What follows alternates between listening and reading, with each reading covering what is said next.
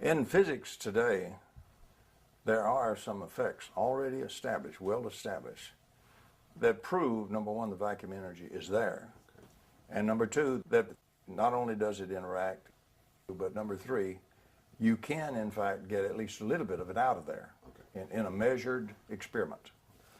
One of these, for example, is a Casimir effect.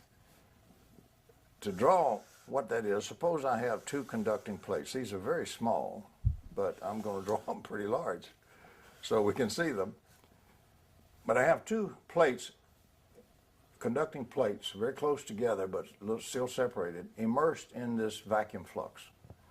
These plates are being bombarded by all sorts of little bubbly particles appearing and moving by, and while they're in existence, they have lots of energy and they're moving with lots of kinetic energy and everything, and then they just disappear. They're little bubbles that bubble away. But in this fiery cauldron, we have all sorts of frequencies and all sorts of things bombarding these plates. So that's the first thing to realize is the plates aren't just sitting in an empty space. They're sitting in something that's really a boiling cauldron. And they're being buffeted every which way by all kinds of frequencies and everything else. A lot of energy going on hitting these plates. In a practical sense, what are the plates made of, and are they placed in? They're conductive plates. Made of? Could be copper or some. They'll use a special metal that's very pure to do the experiments because they want good experiments. Now, what happens is. And is the environment they're in, is it a special room or a special? No, it's just the criterion is it's sitting in the vacuum.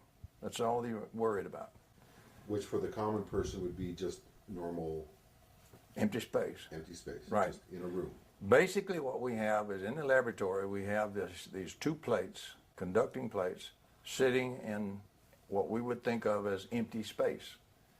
Nothing going on of any interest. Well, it turns out, because of the smallness, they're down to where they're directly interacting with these things, and there is a lot going on.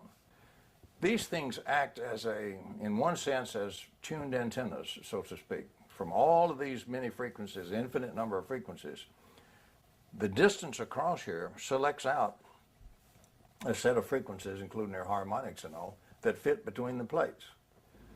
Okay?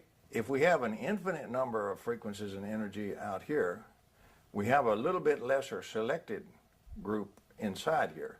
We have an excess of pressure, so to speak, from the bombardment on the outside of the plates.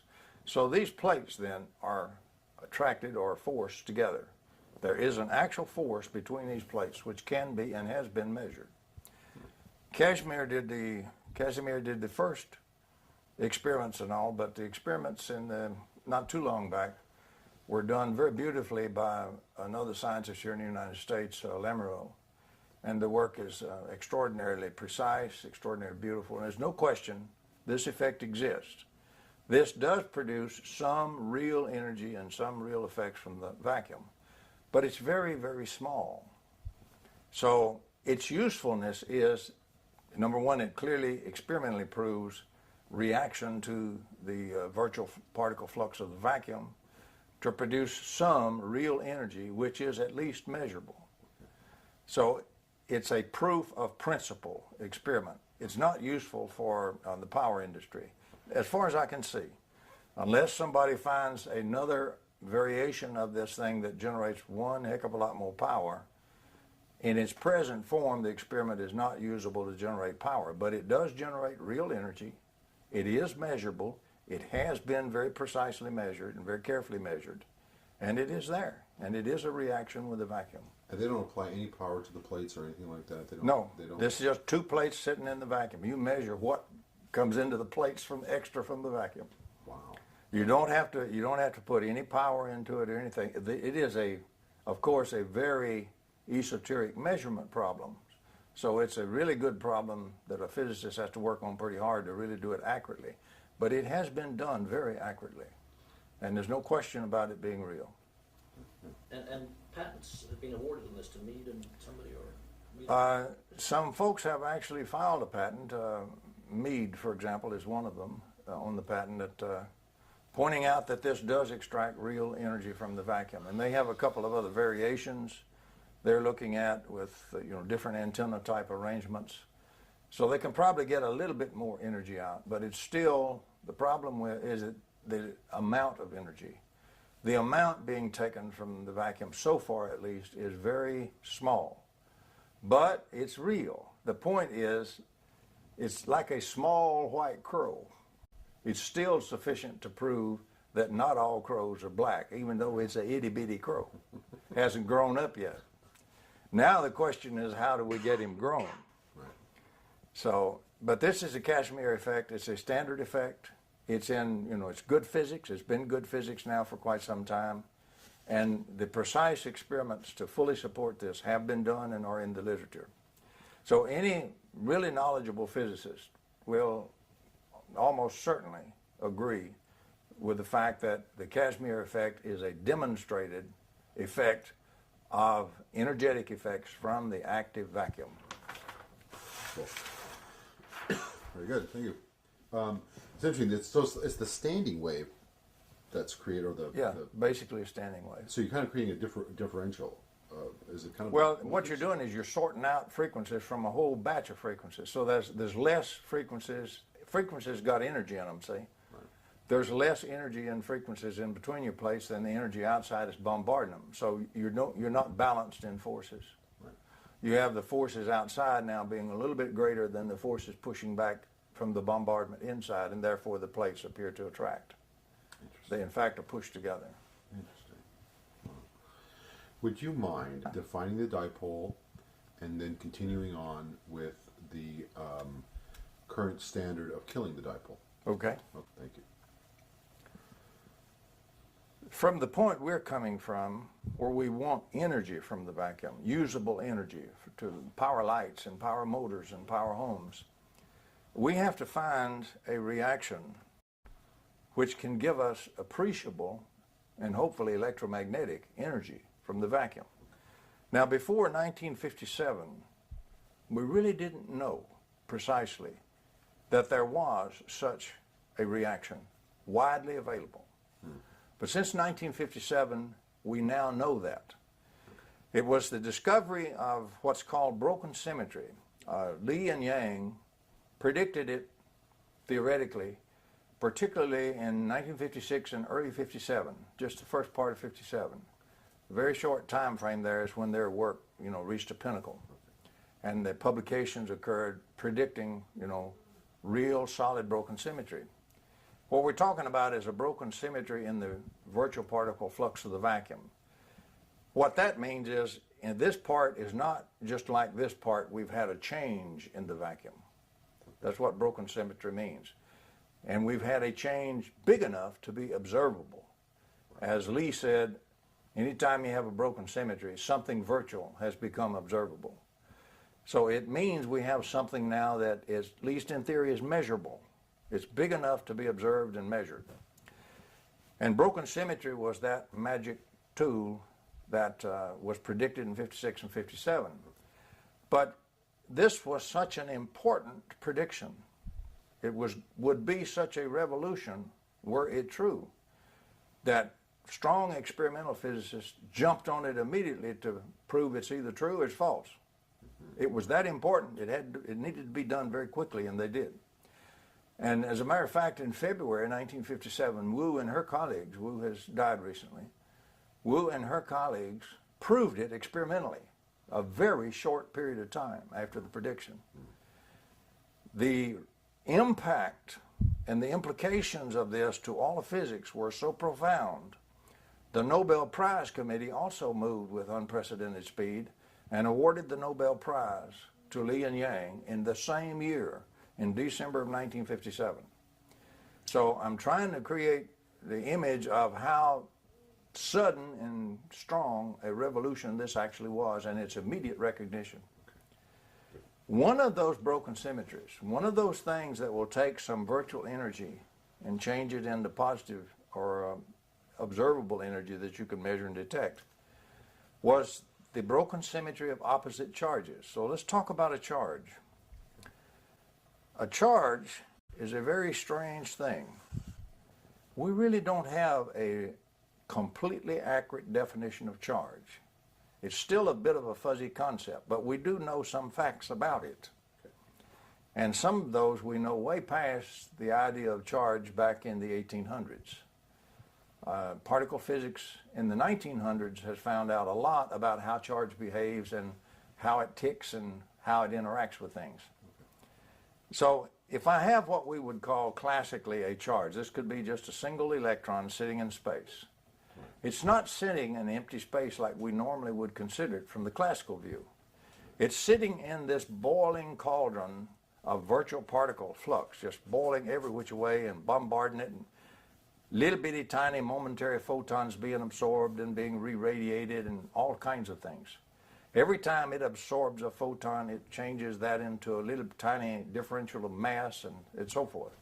So there is a cauldron going on. The charge itself is very dynamic. As a matter of fact, if I place this charge in this cauldron called empty space, or preferably called the vacuum, and suppose this is an electron, negative charge. Surrounding it, there will be a predominance of the opposite charges in these bubbles. So I will have lots of little positive charges appearing and disappearing out here everywhere at incredible speed. Incredible speed. Well, we know that if we have opposite charges, we have what in classical theory is called force field lines, lines of force. These are not yet force, but we do have lines of attraction and so forth between these. They're opposite charges. What we have is we have what is now the broken symmetry of opposite charges, because I have one kind of charge here in the middle, and around it is this huge screen of all these bubbles of opposite charges.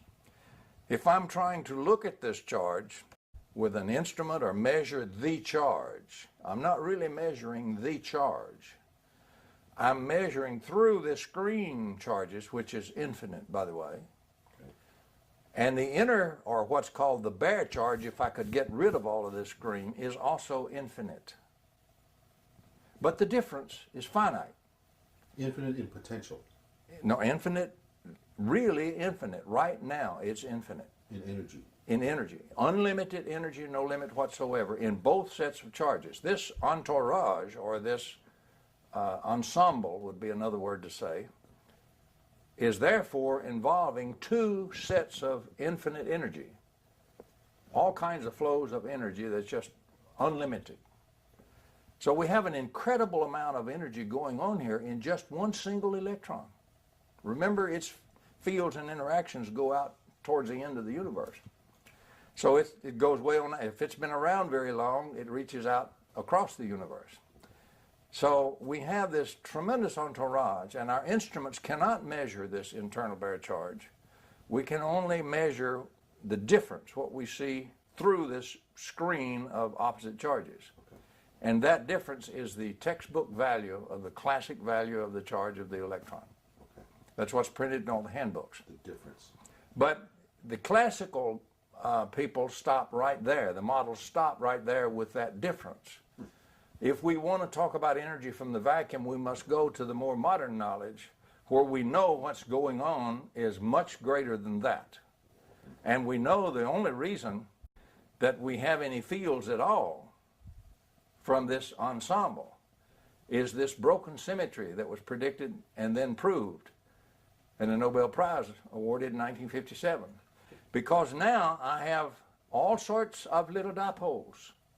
That means one kind of charge on one end separated at a distance from another charge. That's a dipole or dipolarity. And the broken symmetry of opposite charges is really the broken symmetry of dipolarity. What do you call broken symmetry? Broken symmetry means it's not the same as it was before. If it's being fed virtual stuff, something broken got up into the observable state, came up over the quantum threshold, and he's real. That's what broken. Not everything is fish under the water anymore. Some of them are whales that have jumped out of the water. So it's like a breakthrough. It's a breakthrough from the vacuum up into the real, honest-to-God, ordinary world. Okay, that's what. All right, great. So the importance of broken symmetry is it's a process for doing that. And this means that this ensemble that we've just been talking about, one little old electron, is doing that. It's continuously absorbing this seething bubble energy, if you want to call it that, the virtual state energy, changing that into little bubbles of extra mass, just a tiny differential of mass. But that grows because mass is unitary. So it's the physical from the invisible. Yes. And what it does is it keeps growing the differentials. You get one differential would be dm. The first one that it absorbed would be dm for the total energy being absorbed. dm1, well then another one is absorbed, so that's plus dm2. M is the mass of this electron. Then the third one is absorbed, and that's dm3. And this stuff is just integrating because mass is just unitary. You add some more, it adds, just like throwing quarters on a scale. What's the D again? The D is differential. Differential. Okay. So as this process continues to add, the addition of differentials, by the way, is what integration is mathematically. This thing is integrating what would otherwise be disordered energy, because there's no rhyme or reason to how these particles are absorbed. But now they are. They're ordered in the time in which they are absorbed by the mass and increase the mass. When enough increase in mass occurs, that mass, as you know, is energy. The amount of energy in that mass is enough to make an observable photon. This thing has just broke the surface and has become a whale, which gets kicked out. And this ensemble then emits a photon, a real ordinary photon that will hit your film and record on your film and record on your instruments. And right behind it is another and another, because the process just keeps going. And another and another. And these are photons. Well, what do photons do when they continuously radiate out in a steady stream, always replenished? That's what we call a static field. Or if we're looking at the potentials, it'll have a static potential. It's not static at all. It is steady state, non-equilibrium. So we have something which is freely pouring out real energy. If you do not look at the vacuum input of this crazy energy, the bubble energy, the virtual state energy, you appear to have violated conservation of energy law. You have not. Modern theory and science, we know that it's receiving the virtual stuff all the time. So the energy is being input in a different form, and its output in a very usable form, the standard electromagnetic fields and potentials associated with this source ensemble, or the source charge. And that's what Yang and Lee theorized and Wu proved. That's correct. Now, they didn't go further and say this establishes the fields and all that. The odd part of it is sometimes one part of physics doesn't talk to the other part, and it doesn't talk to electrical engineering and so forth. The odd part is, for over 100 years, the problem of the source charge and how does it produce its fields and all their energy associated with it has been unsolved. It was called by Sen the most difficult problem in all of electrodynamics. And if you take the classical view, it is difficult because you don't have any energy input. You have a very steady output of flowing of energy that just never stops, free. So they view it as a mystery, and it's not a mystery. That's right, because they can't dare say you are violating conservation of energy, but in their model doesn't recognize any source of energy input to it, because it doesn't recognize the virtual states or, particle physics, the bubbles. It doesn't include them. If the bubbles were not there, this thing would be creating energy, and we would just have violated the conservation of energy law of the whole universe. But that's not true. It is continuously receiving energy. Conservation of energy is very happy to remain intact. The only problem is we have to understand the energy is now from an unusual source. But that's the source we're looking for. And thus the active vacuum. And that's the definition of broken symmetry. Yes. Does an electron have mass? Electron has mass, yes. But a photon has more? No, a photon has no mass in the standard treatment. In a curved space-time, if you want to get really technical, a photon can develop what we would call mass. But in the standard treatment, the photon is massless for a very simple reason. If I visualize space-time as flat and don't let it get curved, right, and I have a photon, suppose I started out with a three-dimensional object, length, width, and height, and I start to moving it. The faster I move it, the more energy, kinetic energy it has, but it also undergoes a contraction of the length along the line of motion. And at the speed of light, that contraction reaches a length of 0, and so now I have no mass. I have something that we would think looks like a flat plane moving at the speed of light. That's usually the way they represent an electromagnetic wave, a plane wave. Oscillations occurring in that plane. But for our purposes, since we wish to power things, we now have something which pours out gobs of energy, lots of energy from the vacuum. We have taken a tremendous jump from the Casimir effect. However, nobody pointed this out of how these fields are established and tied it back to the broken symmetry that got the Nobel Prize for Li and Yang until actually the year 2000, when I finally put it all together. I just took the bits and pieces like I do. I went to particle physics and I found the pieces that already fit. I didn't create all of this at all. I just found it and put it together, like putting pieces of a puzzle together, and published it in the year 2000. But this is the way the fields are made and established. So it's nature's benevolent gift to us. Nature has given us incredible numbers of absolute free energy generators that legitimately are taking the energy from the vacuum all the time and pouring it out as real, honest-to-God, usable electromagnetic energy. It's already there. It's called a source charge, and it's this ensemble. And how much energy can it pour out? It's unlimited. It's got two sets of infinite energy it's working with. So it can run forever. The charges in the original mass in the universe been around for something like 13.7 billion years or so. They have been doing this steadily for 13.7 billion years. And they haven't run out yet. They're still going at the same rate. All around us. All around us. So our problem now is we do not, contrary to the conventional wisdom, we do not have to find the mechanism by which we can take energy from the vacuum. Nature has given us that on a silver platter. She has given us the things already doing it for us. We now have to learn how to use it. We want to collect this energy flow that's going out. We want to pile up a bunch of charges so we get lots more energy flow going out. We don't want to mess with the charges and the dipoles. Because if we kill the dipole, if we go back and kill our basic picture, if we wipe this out, we have no flow of energy. The energy comes from the broken symmetry of opposite charges, and that's the dipole.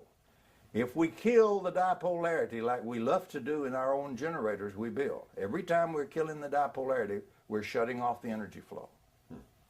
If we won't kill the dipolarity, any dipole, unless we want to throw away particle physics altogether these days, any dipole will sit there for you and pour out energy for the next 13.7 billion years. So can you power your homes with energy from the vacuum? Yes. But nature's not going to give it to you for free. Once you understand the basic generator that nature has provided for you to use, it's up to you to learn how to use the generators. We're very, very crude there. So the concept is to take this model and multiply it or compress it into a larger volume. That's right. If we make enough electrons here, or enough charges, a strong enough dipole, it will produce enough energy flow that if we could only extract half of it or 1/10 of it or 1,000th of it, we could still power the United States. The energy is there. It can be taken from the vacuum. The mechanism for taking it has already been built by nature. We don't have to rediscover it. It's there. And that Nobel Prize to Li and Yang proves it. And the experimental work by Wu and so forth, and many others since then, proves it also, experimentally. So it's well established. We just haven't cranked it into our electrical engineering. We're still using the 1865 stuff and 1880s stuff in our electrical engineering. We are not using anything that has anything to do with the vacuum. So let's also go one step further and talk about the practical application of dipoles in current power systems and the killing of the dipole. Let's go through that. Let's look at how, for example, an ordinary power system is really powered, because the electrical engineering model assumes correctly that all the fields and all the potentials are made from those source charges. They're produced by the source charges. But erroneously, the model also assumes implicitly that the charge freely creates all that energy out of nothing at all. So oddly, our electrical engineers are using a model today which assumes that every electromagnetic field every electromagnetic potential and every joule of electromagnetic energy in this universe has been freely created from nothing at all. Magic. Magic. And you got to keep a sense of humor. I get a chuckle out of it sometimes when these people start talking about perpetual motion and things like that. Right. Because the greatest advocates of the violation of the conservation of energy law are, in fact, our electrical engineering department's textbooks, professors, and engineers. And they don't even know it. They didn't question it. They don't even question it. There is not, so far as I can find out, a single book that you can go by that says, here are the basic foundations assumptions in the present classical electrodynamics model we're using, like, for example, in electrical engineering, the Maxwell Heaviside stuff. And here are those that we already have found in physics to be wrong. Right. No such treatise or a book exists that I can find. Now, you find some very fine scientists who point this out, Wheeler, Feynman, and so forth. There's no force fields in vacuum. The model still assumes force fields. There's none there. This has been known for 100 years because it was destroyed in 1887, the notion that force fields exist in space. They haven't corrected the model since 1887. And apparently, this whole setup we have for our electrical power engineering, they have no intention of correcting the model for the next 100 years. And it's seriously wrong. So the current model assumes that the source charge comes from some magical... The source charge creates energy out of nothing at all in their model. There is no input to the source charge at all. But they can't escape the fact that it has a steady input. Why can't they escape it? Because you can prove it experimentally. You can suddenly produce charge. Let me show. At a point in the laboratory, suppose, clever devil that I am, we take this point, or some young grad student does this real sharp, and not much better than I would be at that. We take a point in the laboratory, and that's going to be the zero of our reference grid. And every so often at measured intervals out here, since this is a thought experiment, we can be perfect.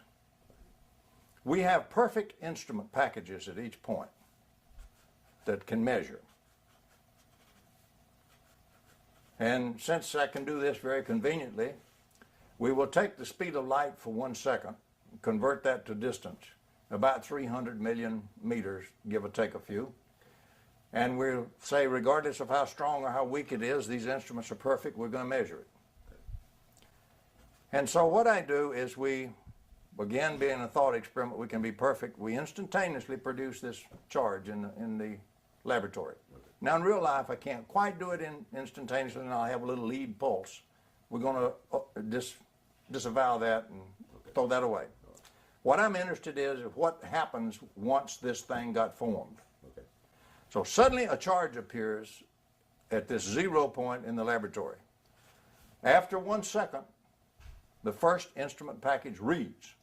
Whatever the value of the field from that charge is spreading out, the photon density, flux density at that point, is going to give the field intensity measurements and the potential intensity measurements here. This instrument suddenly reads, and it doesn't then die away. It continues to read from now on. If you wait 1 billion years, it will continue to read exactly the same value. Okay, that was 1 second. The first instrument suddenly, bang, and it will read forever, that amount. The field continually replenished and established there. The second instrument package suddenly read. Okay. The third one at the end of the 3rd second. And as the seconds pass, package after package after package. Since this is the thought experiment, we ran these all the way out past the solar system. If you wait 1 year, there is a package out there just beyond out there outside the solar system that suddenly reads. And it will stay that reading as long as this charge stays in this lab right here and never varies, and you don't destroy it. So we can easily prove there is a continuous flow of energy strictly from the way the instrument package is. Now, in a real experiment, we'd move them in much closer and we'd do it out to a certain length, and that's good enough. Proves the principle. But it would work if we could do this in real life. So we prove that there is experimentally, we can easily demonstrate there is a continuous flow of energy from every charge. Now the question is, where'd that energy come from? Because we can integrate, you know, our engineers can do this very well. They can take the instrument readings and they can integrate the energy density and they can come up with exact energy at any moment that's in that whole volume of space that's being filled with energy. It gets thinner in density as you go out, of course, falls off as a square for the field and as inversely as the square and inversely as the length for the potential. But it does continue to remain non-zero to the end of the universe. And so we have then incredible generators of energy already with us called charges, source charges, which do take the energy from the vacuum. And all the electromagnetic energy we have, all the field energy, all the fields, all the potentials come from those source charges. And that comes from the vacuum. Nothing we do has ever done anything but use vacuum energy. And we called it electromagnetic field energy and electromagnetic potential energy. So things like permanent magnets. Permanent magnet is a dipole. So it's we call magnetic charge, you see, a pole, a magnetic pole. So what we have in a permanent magnet, we have a dipole. Broken symmetry of dipole, of any dipole applies. That permanent magnet is doing this process all the time. But if the field is absolutely steady, and you come and measure it, and you come and measure it again, and you come and measure it again, it'll always be the same value at that same point. You tend to think it's static. Okay, let's reason about static. Since this thing is flowing, you can't have a photon in space sitting still. If in free space, if there's a photon there, it's moving at the speed of light, or else we've got to throw away relativity, including special relativity. We've got to get rid of it altogether.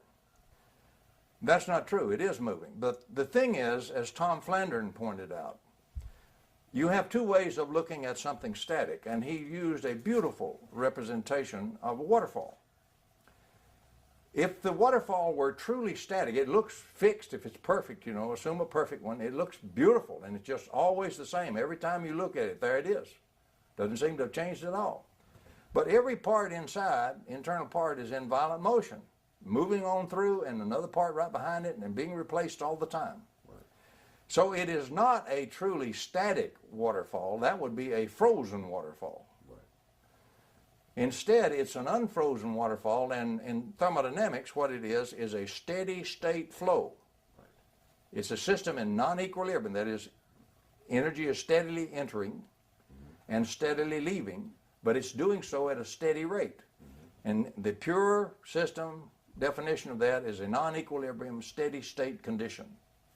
And so in von Flandren's unfrozen waterfall, which is what a static field really is analogous to, we are looking at a non-equilibrium, steady-state condition. Can we prove it? Of course, from our model we just went through where the energy comes from out of the vacuum. We have a steady flow of energy in this peculiar virtual state into the charge, being absorbed by it, being transformed by the charge into this now observable photon energy that keeps flowing out of it at a steady rate. It absorbs at a steady rate, changes the form, puts it out in another steady rate, and that is the pure definition of a non-equilibrium steady-state condition that extracts energy from the vacuum and turns it into real energy. So we don't have to do the conversion. Right. I don't have to convert vacuum energy into real, usable, observable energy. Nature already does. Every charge in the universe already does it. Every dipole does it. So something like the MEG is just capitalizing on that. That's right. Anything we do with electrical energy, we're capitalizing on what these charges are doing, taking the energy from the vacuum. All the energy in any electromagnetic circuit comes from the dipolarities in the circuit. The charges, you understand, in space establish their own dipolarities, as we went through with the model of the charge in modern physics. So everything is due to the dipolarities and is taking the energy right out of the vacuum. It has nothing to do with cranking the shaft of the generator. So what do we crank the shaft of a generator for in the first place? Well, let's see why we crank the shaft of a generator. We have a nice generator here, and if we're smart, we'll have a hydroelectric river and turbine or something to turn the shaft, so we don't have to pay for that because that gets monotonous paying for all that. But otherwise, we'll have to burn coal or something, heat boilers and make steam and run a steam turbine to crank the shaft. And we've got to pay for a lot for all that. But anyway, we have a shaft of the generator, and we must continually crank the shaft of the generator. And through electrical engineering and everything, we have all absorbed with our mother's milk, you might say, as Einstein used the phrase, the notion that it is this mechanical energy we crank into the shaft that gets translated from the terminals to go out into the external circuit, out to all the loads and power everything. That's not true. That's not true at all. First place, I can't do anything in this, inside the generator with mechanical energy. That won't get me a watt on the power line. The power line doesn't transmit mechanical energy. So I've got to change it to some kind of form other than that in the generator, because I want to work on charges. Remember, all the energy comes from charges. If I want a flow of energy, I got to separate charges and get a dipole. Well, if I turn this with the rotating field concept that Tesla gave us, if I turn this rotor inside this generator, I establish a rotating field, magnetic field. Okay, now I've transformed all the energy that I put in as mechanical energy into rotating magnetic field energy in this generator. What does that do? It doesn't go out on the power line. It works on the charges inside the generator. It forces the positive charges in one direction and the negative charges in the other direction, so it gives us the dipolarity across the potentials of the generator. So we very crudely amplified the broken symmetry. That's right. It gives us the broken symmetry of the dipole by establishing the dipole. Okay, we use all that magnetic field energy just to push that, because for a big circuit out there, it gets pretty hard to push it to establish the dipole, because you have all these electrons ahead of you and behind you. You've got to force all that apart to form this dipolarity. But suppose you pay for that. You pay enough shaft energy to get that done, and you got your dipole formed. Now, if you won't let anything happen to the dipole, the energy would flow from this generator forever. How can I say that? That is not perpetual motion. Once I have the dipolarity, the energy is coming from the vacuum all the time. Nature has been very kind. And that's already proven in particle physics. It is not in electrical engineering. They don't even have an active vacuum to take any energy from. They just wipe it out. They didn't talk about it. So they think it came from the shaft energy. It didn't. Anyway, what happens is, once I have the dipolarity established, the dipolarity now interacting with a fierce vacuum, and I did a good bit of charge. This is a big generator, so I got a lot of flow. Got a lot of energy coming out of here. So now there's a flow of energy going down this. It could be thousands of volts. Thousands of volts, for example, going down this line, transmission line, to go out there in power systems way down all over. And so, strange thing happens. The two people who discovered energy flow, which didn't exist, that concept did not exist, energy flow through space, during Maxwell's time. Maxwell died in 1879. It wasn't born until the 1880s, when it was created by Poynting and by Heaviside independently at the same time. Interesting thing happens. A little part of this flow of energy, which is around the conductors act sort of like a waveguide, inverse, to keep the flow of energy going along the path you want it to go. So that's their function. So the energy flows around here, and the various charges and their fields inside the wire interact with it and divert a little bit of energy into the wires. A little bit of that gets diverted in there. A tiny bit. A real tiny bit. Maybe 1/10 trillionth of it. That part that will diverge into the wire is the part that Poynting considered. He never considered anything but the energy that enters the wire. He did not consider any of this other process of the energy coming out.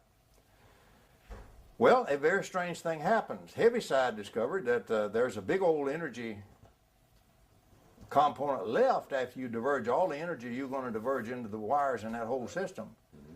There is far more energy than what you've diverged that's still available flowing outside the wire. It doesn't react with anything because it's in a curl form. Okay. Divergence of the curl in flat space-time is zero. Okay. So it doesn't interact with anything. Normally, most space-time is relatively flat that we function in. Right. So what we have is we have a very embarrassing thing. This generator puts out maybe 1 trillion or 10 trillion times as much energy flow down the wire. Well, most of it absolutely unused as what we put into the shaft of the generator. See, this is not a big surprise once we understand the source of the energy was really the vacuum. Right. It wasn't mechanical energy we put into the shaft. But if you don't have that concept, if all you understand is what energy we put into the shaft, that's unthinkable. Because now you seem to be creating energy out of nothing. You have no source for this extra energy. No, there's no vacuum born yet, see? Right. Active vacuum concept hadn't come in there in the 1800s. Right. So but they knew the energy was there. Heaviside knew it. Yeah. Poynting never had to bother with it because he never considered anything but the divergent component. He never considered any other component of flow even being there. And he considered all the energy came in here. He got the flow wrong by 90 degrees, which Heaviside corrected. Right. But Heaviside was a funny fellow. He was a brilliant guy. It's his equations we use today and call Maxwell's equations, his truncation of them, and his notation. But he also never attended university. And a lot of mathematicians and folks like that were always all over his case. He created Heaviside functions and all kinds of brilliant things that they hated at first and later got established and used. So Heaviside was a loner. He was a hermit almost. And he died as a poor, starving hermit, just in a little garret apartment, literally starved to death. Really? But anyway, he was honored eventually by the Royal Academy and everything else because of his great contributions. But Heaviside discovered this extra component, but he didn't dare, just blatantly talk about it. This moves us up to Lorentz. When we get up into the 1890s, the leading electrical scientist in the world was, in fact, Lorentz. Lorentz understood the work of both men. But even the great Lorentz had some limitations. If he tried to openly say that, yes, every generator we have is putting out enormously more energy than what we're putting in ourselves, he'd have been tarred and feathered and put on a rail and ridden out of town. And so he couldn't do that if he wanted to maintain his reputation and position and not be destroyed. Nobody could. So if you have a problem that you can't solve, you don't even have the science born yet that will allow it to be solved, but you're going to get crucified if you admit the problem, then the best thing you can do is eliminate the problem, which is what Lorentz did. So Lorentz taught everybody to take the energy flow vector for the whole thing, integrate it around a closed surface surrounding any point you want to choose anywhere. And that does a neat thing. Let's draw this closed surface all the way around this ball, and I got some energy coming in here. A little tiny bit of it gets diverged from that path. The other large part goes right straight on through. That integral will subtract the part that went through from the part that entered, and it'll only leave just the part that got diverged, the Poynting component. And every electrical engineer today is taught this little trick, and the real purpose of this trick is not because it's the thing to do. What it is it gets rid of an impossible problem they have refused to consider for over 100 years, how to get a lot of free energy out of the vacuum. The question then is, can we really use this other? By the way, the Poynting diversion flow will in fact now match all the standard things. We go down and we power the load. We collect a lot of energy from the divergent flow of energy in here onto these electrons, flowing as current now. But all the current that goes down the wire this way comes back up through this way. And so the voltage around the entire loop from the positive terminal to the negative terminal of the generator is exactly the same but opposite to the voltage the other way. In one is the forward EMF pushing the current. The other is the current pushing back against the voltage, which is the back EMF. Right. You got to do work on it to make it go back up against the voltage. And when you do, the charges doing work on it destroys the dipole. The current return. The current return, the equal current return, and for the equal voltage. Right. Then you have upheld Lorentz's symmetrical regauging, which says your forward EMF has been made equal to your back EMF, and half of all the energy you collect in the external circuit shall be used to do nothing but destroy the external source and its ability to take energy from the vacuum and give it to you. So we kill the dipole, we get some energy in the load, we kill the dipole. Half the energy killed the dipole, the other half, some of it got lost along the way in leakages and losses. Less than half got in the load. So we used more to kill the dipole than we got in the load. Well, to restore the dipole, you've got to use at least equal amount of work on them, to force them back apart. Brute force. Brute force. So you've got to put at least that amount of energy back in there if you had a 100% efficient generator to force the charges back apart, restore the dipole, and restore the flow of energy from the vacuum. And that's more than what you got in the load. The COP, coefficient of performance, which is defined as the amount of useful energy I get out of work out there in the load by the total amount I myself put in. In this one, I myself will always have to put in more than what I get out in the load. So the COP is less than 1.0. The fraction there is less than 1 when you divide them. So we specifically design a system, a closed current loop circuit, where we make these two currents equal for the forward EMF and back EMF. And we leave the generator wired in here so we can and will destroy the generator's dipolarity and source of energy faster than we power the load.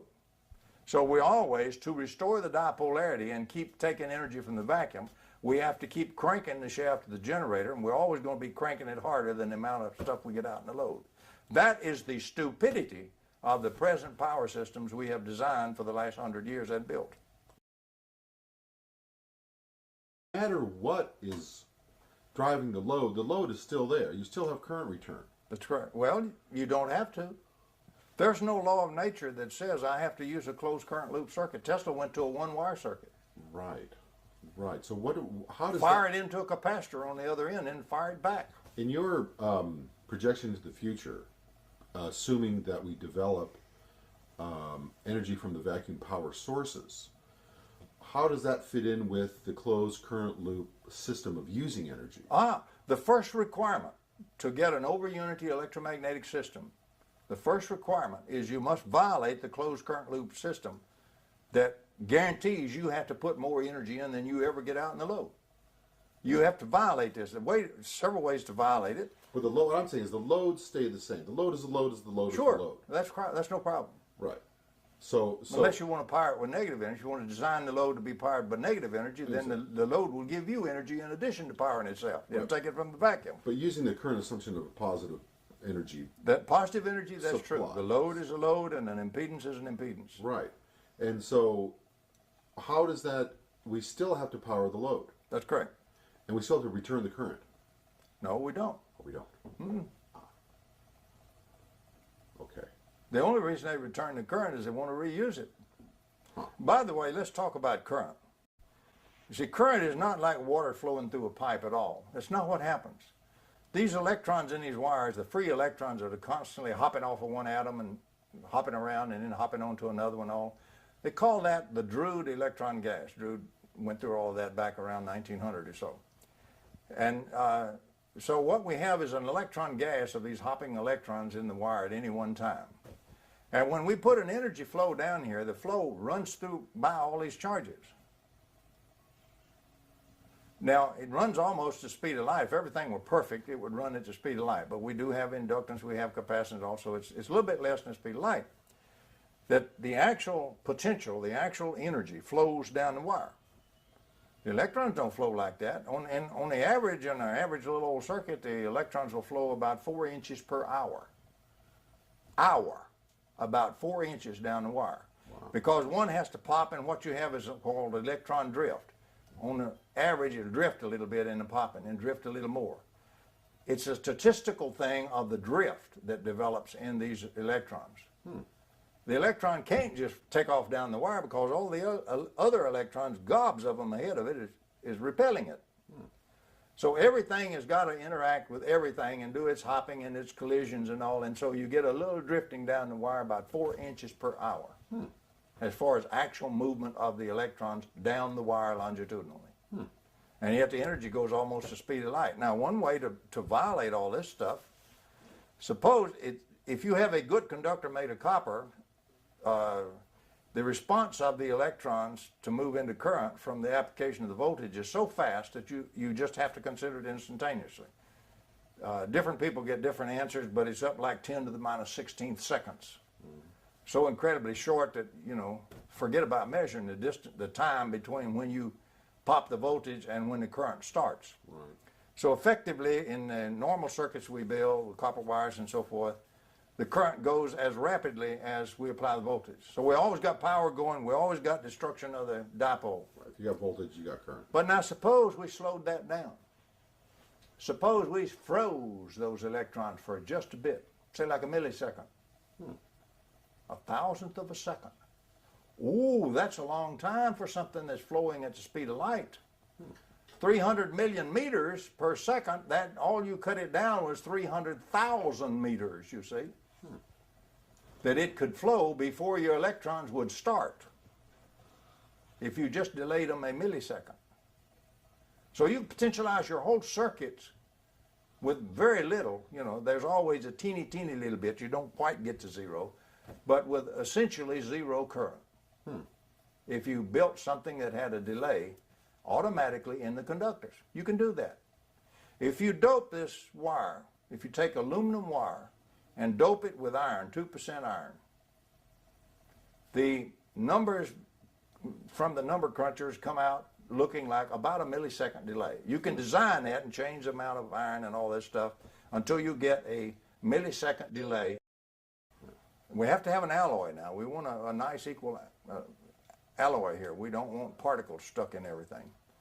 If we have a nice alloy with about 2% of iron, give or take a little bit, we can build a wire which in fact will have about a millisecond delay between the time you apply the voltage, if you very sharply apply the voltage, and the time that any significant current gets going. About a millisecond delay. During that millisecond, unless your your circuit is greater than about 300,000 meters long, that's 300 kilometers. Normally we don't use a circuit that big. You can potentialize that circuit with no current and no power and no work. Energy is free. Potential energy is free. It doesn't cost you anything. Comes right out of the vacuum from your dipolarity and comes out free. You only pay when you start doing work and dissipate energy and change the formula. So what we would want to do is we want to get this circuit potentialized, and we want to get this generator then disconnected and out of there before the current starts flowing. And we can do that. Piece of cake. You just got to have a metallurgical lab make that wire, which unless you're going to buy lots of it, is going to be frightfully expensive. We looked into doing that, and you know, we weren't going to cough up $30,000-$40,000 to make that wire, unless you were going to get a lot of it made and so forth like that. But for a research program, and particularly where people have their own metallurgy, you could do that, and you could experiment with it. Okay, what do? We connect the generator very sharply, and we immediately fire the voltage down the circuit, and we potentialize the whole circuit. Meanwhile, the current is frozen, it's pinned. The electrons are trying to get started down the wire. The iron and so forth is delaying them. They're not moving. So at that point, we suddenly break loose the circuit from the generator, from the dipolar source. We attach instead a semiconductor, a diode, that will only allow the current to flow this way. And what happens is this circuit now, with all its capacitance and all its potential it's got, and you can put this and that in there and experiment with how to do this optimally, whatever energy it has now collected, it will dissipate at least half of that in the load. It'll discharge and power your load for free. It cost you a little bit of switching cost. You didn't have to pay for any energy. Meanwhile, you didn't destroy the dipolarity in your generator. So you pop it again, and you pop it again, and you pop it again, and you pop it again. Now in the real world, you do lose a tiny bit, so after a while, you're going to have to crank the shaft a little more. But you're automatically in COP greater than 1.0. You're going to have a lot more energy power in your load than you have to put into the shaft of the generator. Now that's a doable. For example, if the Department of Energy really would get serious about innovative research, this could be done by any of our national laboratories. There's not a single one of them that will do this. That's the last thing they wish to do. Okay. They will work on hot fusion, they will work on fuel cells, they will work on how to burn coal more efficiently, how to scrub it better, all sorts of things like that. The last thing they will work on is anything that would change electrical engineering. We're still stuck with a 100-and-something-year-old model that's seriously flawed, and everybody in the world is defending with his dying breath, instead of changing it like a scientist should do. When the experiments refute the model, the scientific procedure is to change the model, not assail the experiments as they did in cold fusion, and not deny it and continue to do business the old way so that we can maybe bankrupt the nation one of these days because of the need for oil and the cost of energy.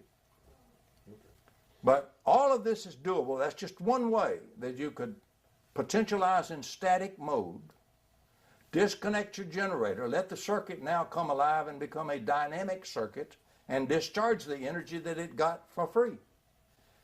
But our engineers are taught that a static field is useless when it's the most precious thing we have. It's pure flow of energy. It's a steady state flow. That's right, it's a steady state flow. Use that flow for free from your dipolar source and don't kill the source. That's the 10 commandments put into one for free energy. Don't destroy the source dipolarity because you're killing the extraction of energy from the vacuum. You just never knew that. Relaxation time of that storage element, which we were discussing the other day, in fact. And there may be many other different devices or elements that can be designed that will do the same thing. I'm not trying to say that this is the only way. But it is a way that... Right, this is the basic approach that you have to think about, which is entirely different and foreign to the conventional engineer, electrical engineer. But you've got a positive and negative source of energy. Okay, so what your controller does then is it provides the oscillator and the timer. Put OSC and timing in here too. So what it's going to do is close this switch and energize this circuit. Mm-hmm. And while that's closed, this will charge up from the energy here, but it's done quickly enough that no current. If we put an ammeter in here, we should get virtually zero current. Yeah. So before current flows, this switch is opened and the controller closes this switch. Mm-hmm, mm-hmm. And now you power the load with that much energy. Yeah, yeah. And then it just repeats and repeats. Okay. That's all there is to it. It's really a form of DC to DC converter. Yeah, yeah. But the difference is the conventional circuit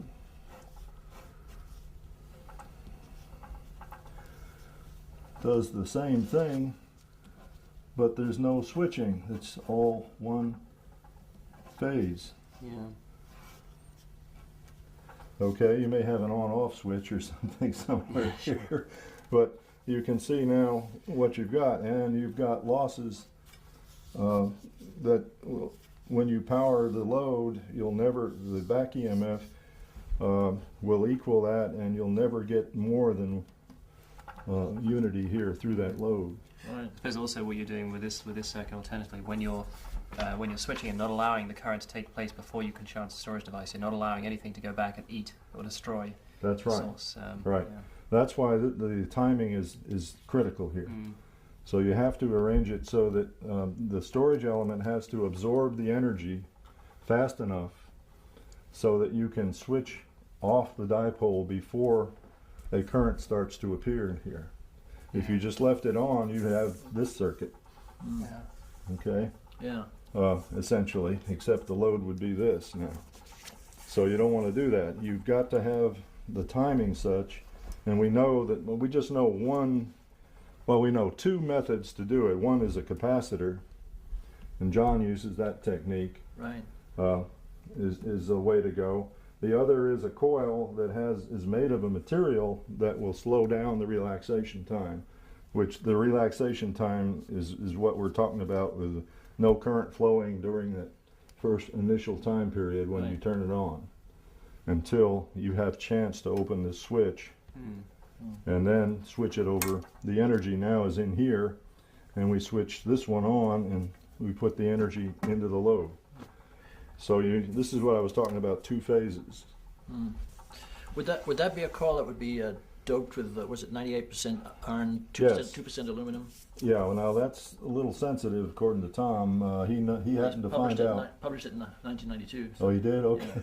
Yeah. I mean, that's how I knew it. We know that if you can get a piece of wire that's made of 2% iron doped aluminum, Right.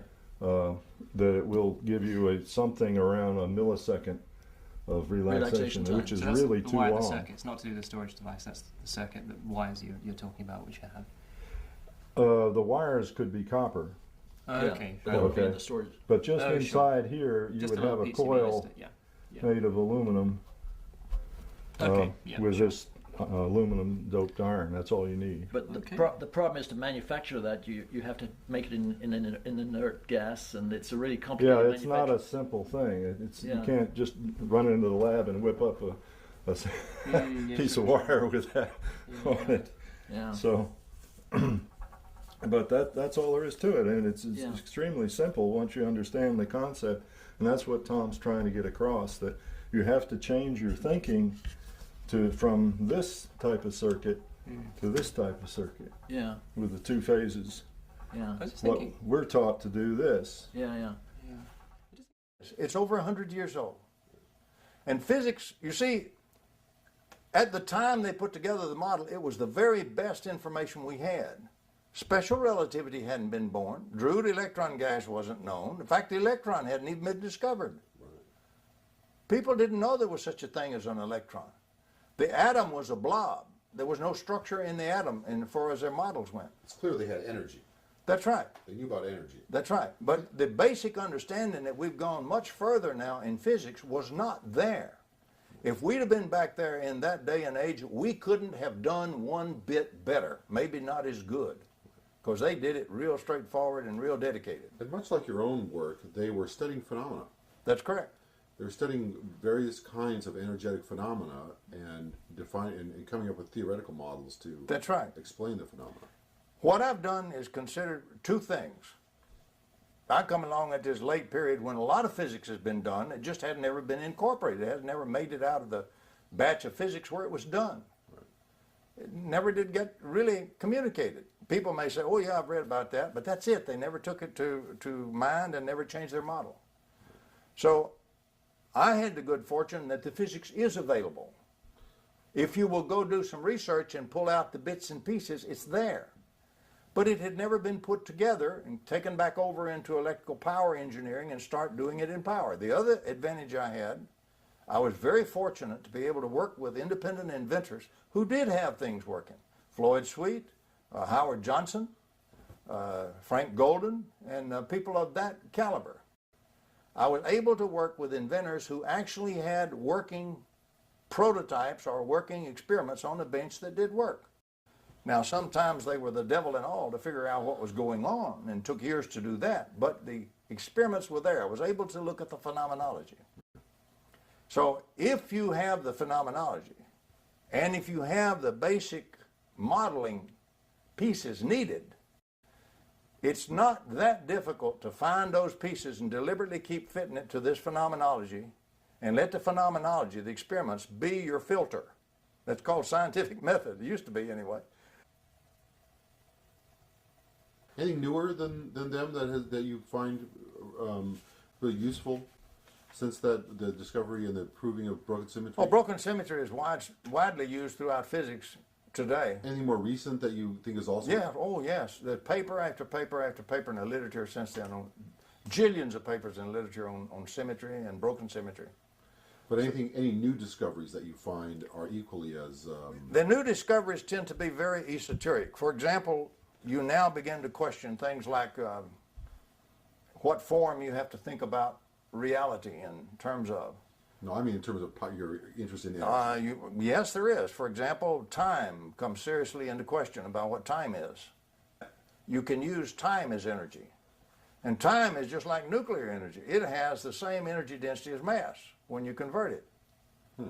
And so if you were to develop that aspect of it, to use a little bit of time and convert it to energy, give up a little piece of time, dilate the time just a little bit, give you a lot of energy. and it can be electromagnetic energy. Interesting. So that's another way we will eventually go. Another thing it drives you to is you have to start considering negative energy as well as positive energy. So it drives you directly in the Dirac holes before they become positrons.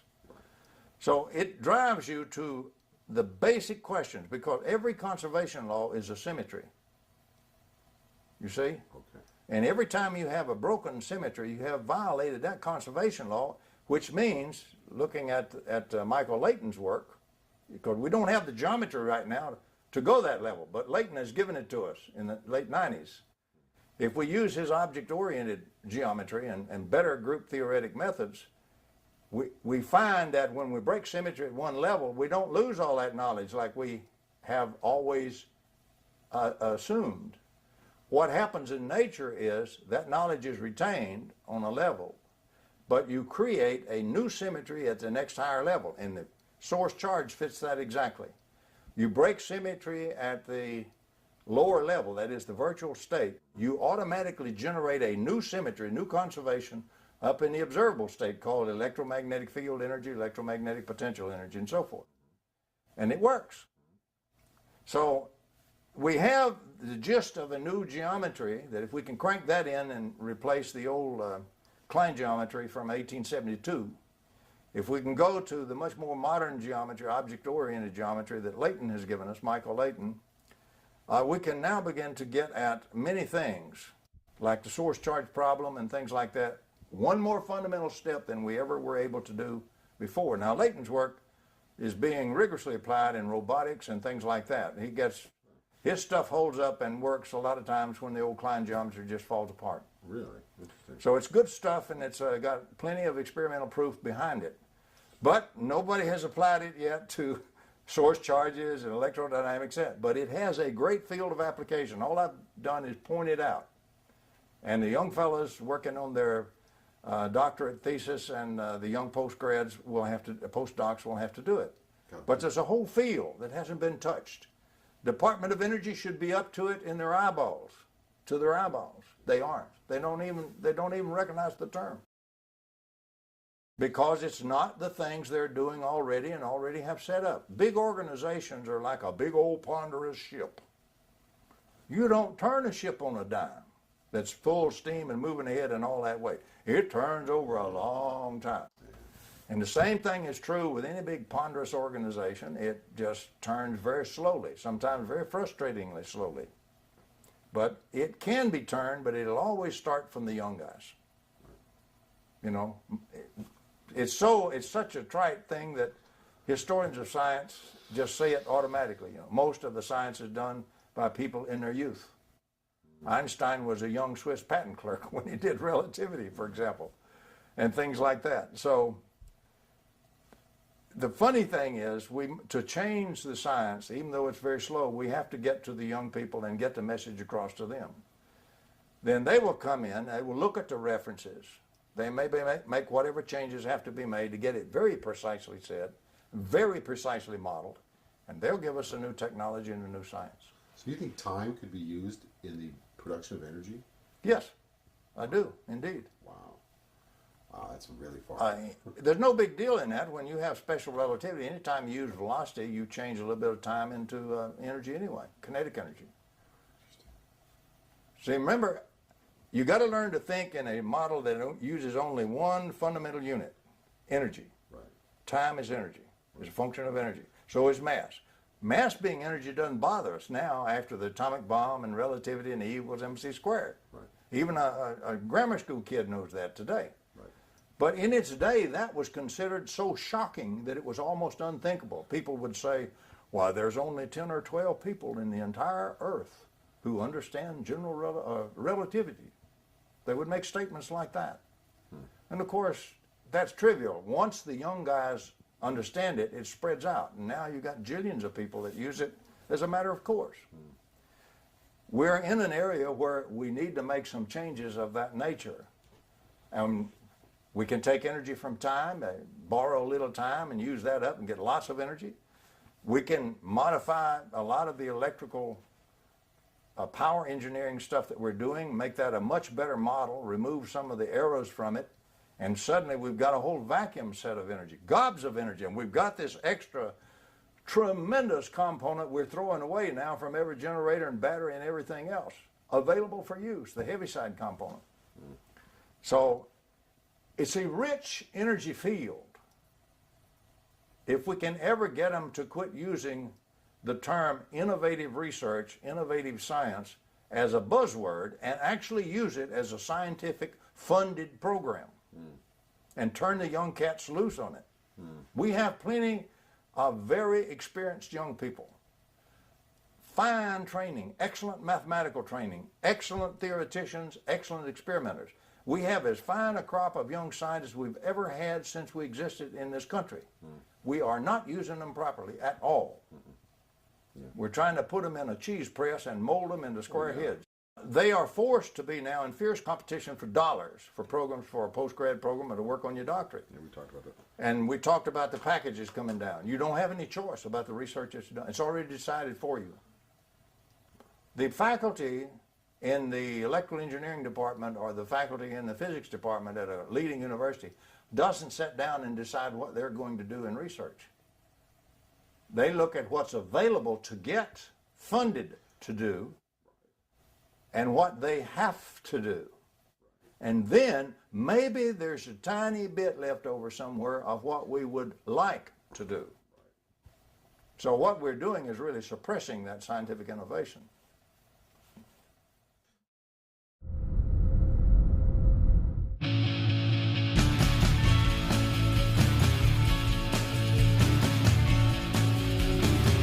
Stop mode again. The ladder falls every time we move. Every word makes sense. Tearing dread to blow it all. Pause instead. We'll take it back again. Heaven holds the names of all the ones that won't even bend.